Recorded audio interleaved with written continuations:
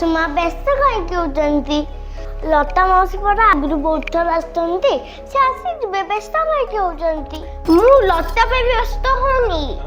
ଆଉ ତୁ ବାହା ହେଇକି ଘରକୁ ଆସିଲା ପରେ ସେ ଏବେ ଫାର୍ଷ୍ଟ ଟାଇମ୍ ଆସୁଛି। ତୁ କଣ କାଳେ କହିଦବୁ, ମୁଁ ସେଇଥିପାଇଁ ଟେନସନ୍ ହଉଛି। ବେଲ୍ ବାଜିଲା, ଆସିଗଲା। ଲତୁ ଟୁଲୁ କେମିତି ଅଛ? ଭଲ।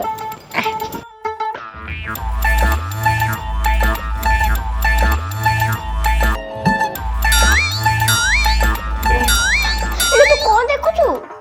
ତୁ ପରା କହୁଥିଲୁ ତ ବୋଉ ଟେଡି ନାକେଇ ବାନ୍ଦିରି। ନା ନା ନା ନା, ମୁଁ କହିନି ସେମିତି। ମିଛ କହୁଛି, ମୁଁ କହିନି। ଆଲୋ ମୁଁ ମଜାକ କରିଥିଲି। ତୁ ତ ମୋ ବୋଉଠୁ ବି ସୁନ୍ଦରୀ। ଗୋଟେ କାମ କର, ଜଲ୍ଦି ସରବତ ନେଇ ଆସିଯା। ଜାଣିଛୁ ମୁଁ ବୋଉ ବଢିଆ ସରବତ ବନାଏ। ତୁ ଚାଲ ସେଠି ବସିବୁ। ମୁଁ ତ କିଛି କାମ କରେନି, ତ ମୁଁ କଣ ଅଛି?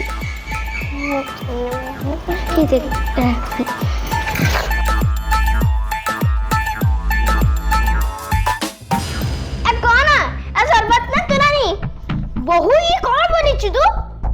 मैं तो लेंबू पानी बनी आनथिली। अब मु तो मजाक करथिली, सरबत तो बहुत टेस्टी बनीची। औ बहु तू जा, तू केते मजाक करू? हां ए मजाक तू भलो जा अछि सतरे?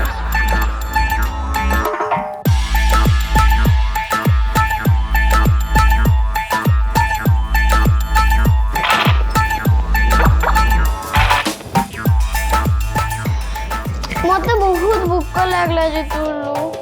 अरे रह, मु तो अबे मेरे भाकुर बाचे मुंडा बगेची बहुत रांधुची। सतरे तो कथा सुने कि मते बहुत भूख लागुची। रह मु डाकुची। बहु रंधा सरीला ना नहीं? सासुमा सब सरी गला। अरे कौन हला? मु सब रांधी के जाइतली, आसी के देखला को भाकुर माछ मुंडाडा सब खाई देछि। तो मुंडना रांधी नथिलु कि?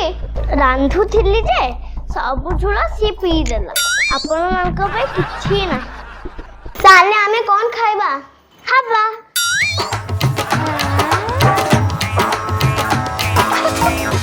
मजाक करथिली, होटल रे मगैछि खाइ देबे।